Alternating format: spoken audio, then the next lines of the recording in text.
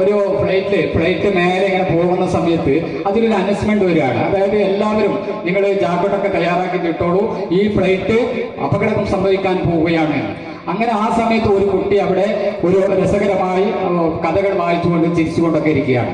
അപ്പൊ ബാക്കിയുള്ള ആളുകളൊക്കെ ഇങ്ങനെ വെപ്രാളപ്പെട്ടുകൊണ്ടിരിക്കുന്ന സമയത്ത് ഈ കുട്ടി മാത്രം ഇങ്ങനെ കഥകൾ വായിച്ചുകൊണ്ടിരിക്കുകയാണ്.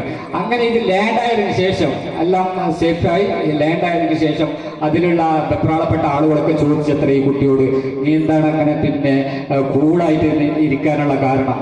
അപ്പോൾ ഈ കുട്ടി പറഞ്ഞത്, ഇതിന്റെ പൈലറ്റ്, ഇത് ഓടിക്കുന്നത് എൻ്റെ പിതാവാണ്, അതുകൊണ്ട് എനിക്ക് എൻ്റെ പിതാവ് എന്നെ സുരക്ഷിത സ്ഥാനത്തേക്ക് സുരക്ഷിതമായി എത്തിക്കുമെന്ന വിശ്വാസം എനിക്കുണ്ട്, അതുകൊണ്ടാണ് ഞാൻ അത്ര കൂളായിട്ട് ഇരുന്നത് എന്നതാണ്. അപ്പോൾ നമ്മളെ രക്ഷിതാക്കളൊരു സ്വഭാവമുണ്ട്. നമ്മൾ ചില ആളുകൾ ചാരം അടിക്കും, അതുപോലെ സിഗരറ്റ് വലിക്കും, വീട് വലിക്കും, എന്നിട്ട് മക്കളോട് പറയും പിന്നെ അതരുത് ഇതരുത് എന്ന് പറയും. അങ്ങനെയൊക്കെ പറഞ്ഞു കഴിഞ്ഞാൽ നമ്മൾ മാതൃകാവാതെ ഇങ്ങനെ പോയി കഴിഞ്ഞാൽ പലപ്പോഴും ഇതുപോലെയുള്ള മാഫിയകളുടെ കയ്യിൽ പെട്ട് കഴിഞ്ഞാൽ അവർ വളരെ കൂളായിട്ട് പെടുന്ന ഒരു സാഹചര്യം അതിലുണ്ടാകും എന്ന് നമ്മൾ ശ്രദ്ധിക്കേണ്ടതുണ്ട്.